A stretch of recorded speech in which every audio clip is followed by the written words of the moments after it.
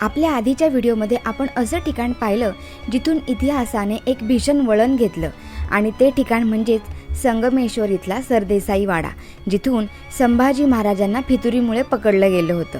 आणि या व्हिडिओमध्ये आपण अनुभवणार आहोत याच काळातली काही दडलेली गुपितं, म्हणजेच मोगलांनी उद्ध्वस्त केलेली इथली काही मंदिरं।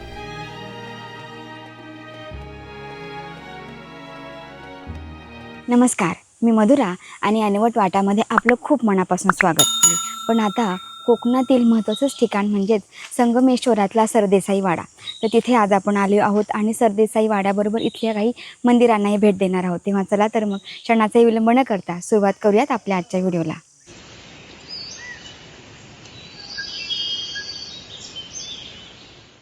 आपण आता संगमेश्वराच्याच वाटेवर आहोत आणि त्यामुळे थोडासा एक ब्रेक घेतला आहे। कोकणात मी जेव्हा येते ना तेव्हा वडा रस्सा हा नेहमीच खाते, तेव्हा जरा ब्रेक घेऊन आता वडा रस्सा संपवूयात आणि मग पुन्हा आपल्या मार्गाला सुरुवात करूयात।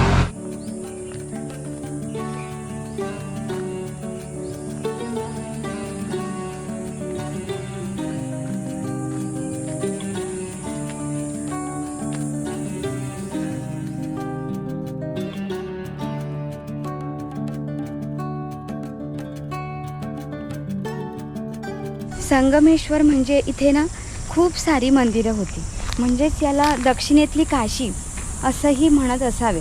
त्यामुळे इथे आपण पाहिलं तर हा इथे वाडा आहे आणि त्या वाड्याच्या समोरच ना इथे आपल्याला मंदिराचे भग्न अवशेषसुद्धा पाहायला मिळतात।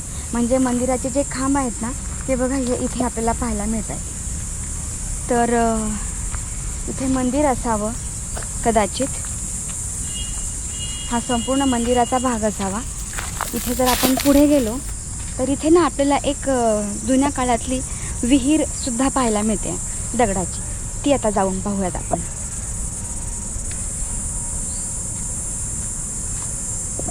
हे इकडे ती विहीर आहे।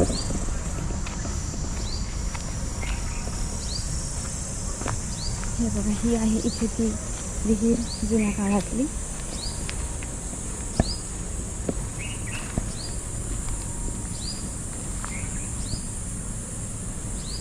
कसली खोल आहे।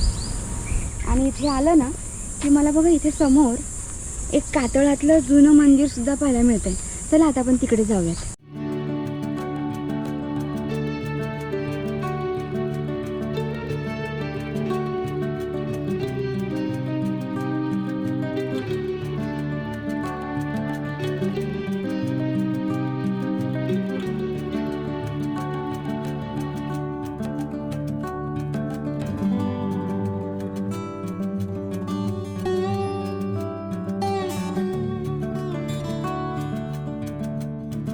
तर मगाशी सांगितल्याप्रमाणे आपल्याला संगमेश्वरामध्ये खूप सारी मंदिरं पाहायला मिळतात। तर आता आपण जिथे आलो आहोत सरदेसाई वाड्याच्या इथे, तर तिथे आपण पाहत जेव्हा इथे आलो ना तर आपल्याला खूप सारी अशी ही मंदिरं पाहायला मिळाली। आता जे आपण उभे आहोत ना तो आहे मंदिराचं गर्भगृह। या गर्भगृहामध्ये आपल्याला थोडीशी जी शिवपिंडीची पडझडी पाहायला मिळते। तर गर्भगृह आहे, पुढे अंतराळ आहे आणि मग सभामंडप आहे, अशी ह्या सुंदर अशा मंदिराची रचना आहे। पण इथली जर आपण मंदिरं पाहिली ना त्यांची पडझड झाली आहे, कारण की जेव्हा त्या मुकरब खानाने संभाजी महाराजांना कैद केलं इथनं, तेव्हा त्याने कैद तर केलंच पण त्याबरोबर त्याने इथल्या परिसरातल्या अनेक मंदिरांची तोडफोड केली आणि त्याचं जे ज्वलंत उदाहरण आहे ना ते आपल्याला ह्या मंदिरांमधनं पाहायला मिळते। कसली डेंजर पडझड झाली या मंदिरांची।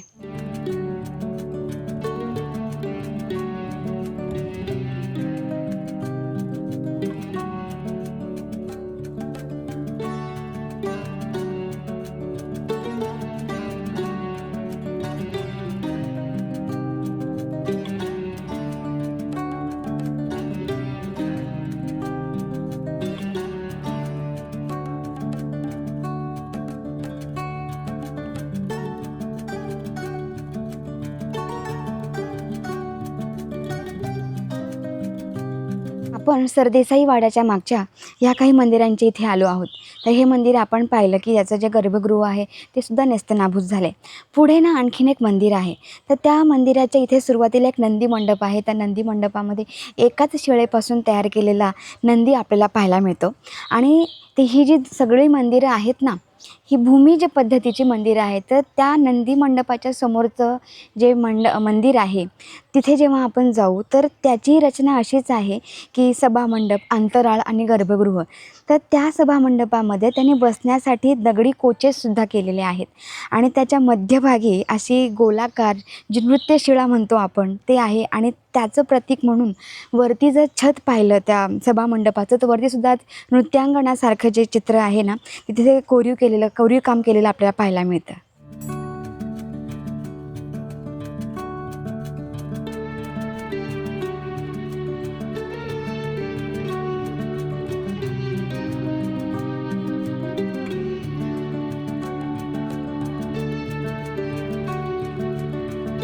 मोगल सैन्याने सरदेसाई वाड्यावर हल्ला तर केलाच, पण त्याचबरोबर या परिसरातल्या मंदिरांची तोडफोडही केली. या मंदिरांना पाहिल्यावर ही मोडलेली मंदिरं आजही त्या काळाची दाहकता आपल्यासमोर मांडताना दिसतात.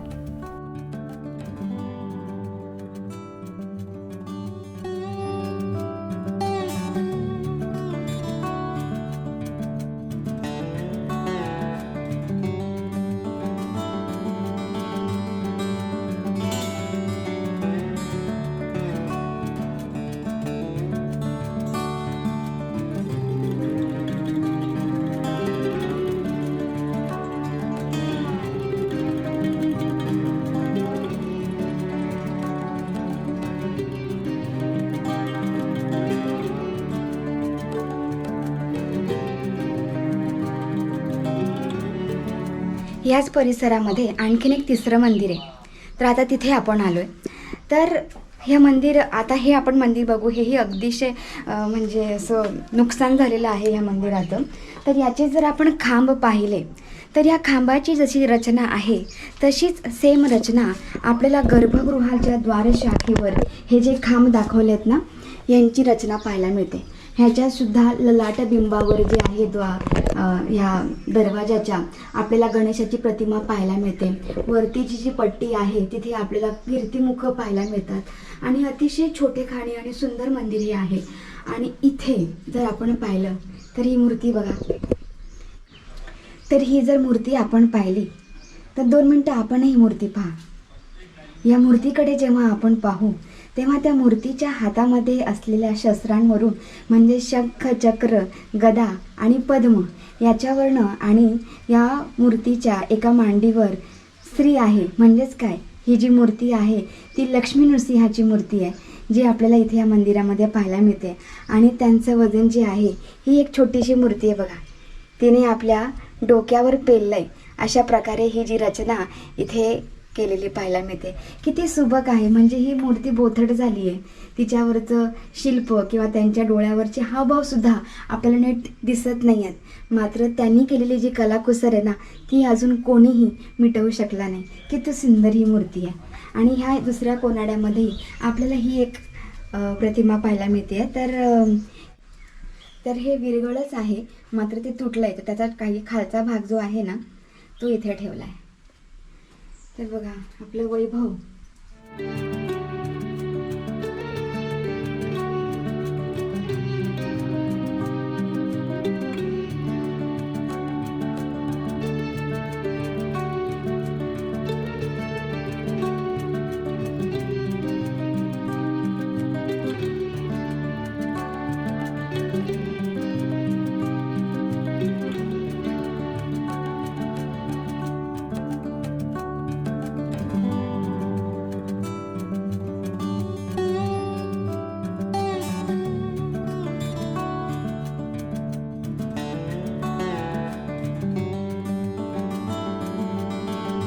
प्रकारे आता हे छोटंसं असलेलं मंदिर मात्र सुंदर असं आपण पाहिलं आहे. आणि ना इथे एक विरगळ पण आहे, ते आता आपण पाहू.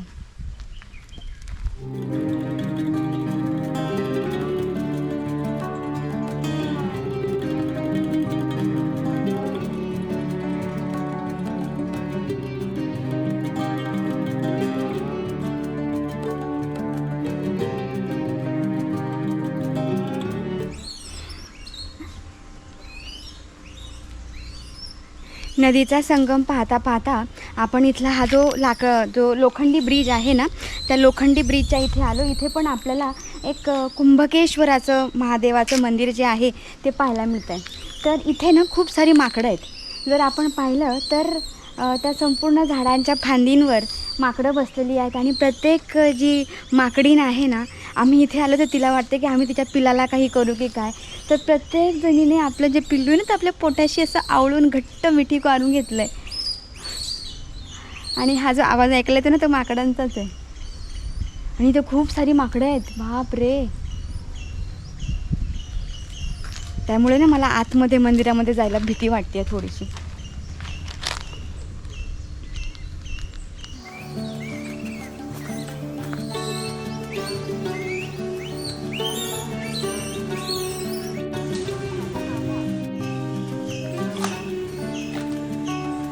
तर ह्या कुंभकेश्वर मंदिराच्या समोर तर आपल्याला खूप सारे विरगळ जे आहेत ना, ते पाहायला मिळत आहेत.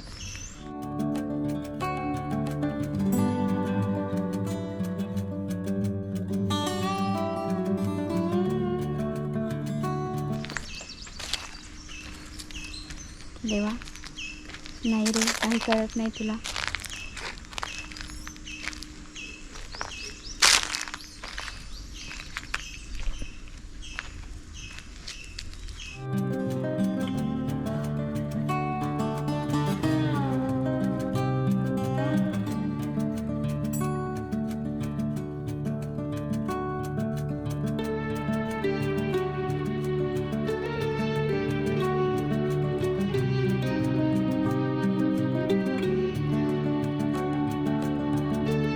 तर हे जे कुंभकेश्वर आहे तेही मंदिर अतिशय सुंदर छोटेखानी असं मंदिर इथे आपल्याला पाहायला मिळतं. दगडी बांधकामातलं अतिशय सुंदर मंदिर आहे.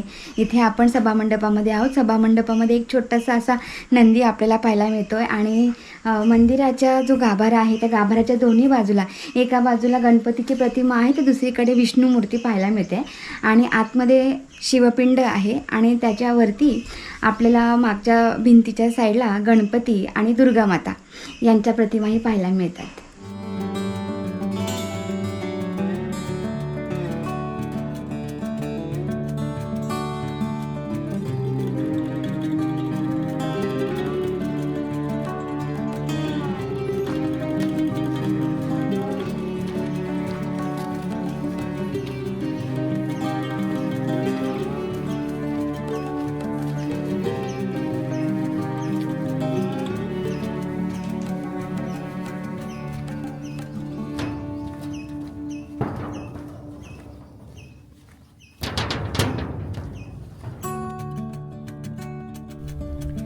आपली ही संगमेश्वराची वारी आपल्याला फक्त इतिहास सांगत नाही, तर शंभू राजांच्या असीम त्यागाची आठवण करून देते.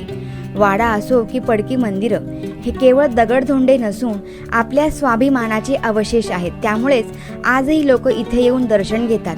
कारण मुघलांनी हिंदू मंदिरं पाडली, पण त्यांना हिंदूंची श्रद्धा संपवता आली नाही. तर आपल्याला हा व्हिडिओ कसा वाटला हे आम्हाला नक्की कमेंट करून सांगा. व्हिडिओ आवडला तर व्हिडिओला लाईक आणि चॅनलला सबस्क्राईब जरूर करा, जेणेकरून असेच नवनवीन व्हिडिओ आम्ही आपल्यापर्यंत आणू शकतो. तोपर्यंत आपण दिलेल्या वेळेसाठी धन्यवाद आणि पुन्हा भेटूच अशा एका वेगळ्या व्हिडिओमध्ये. तोपर्यंत धन्यवाद.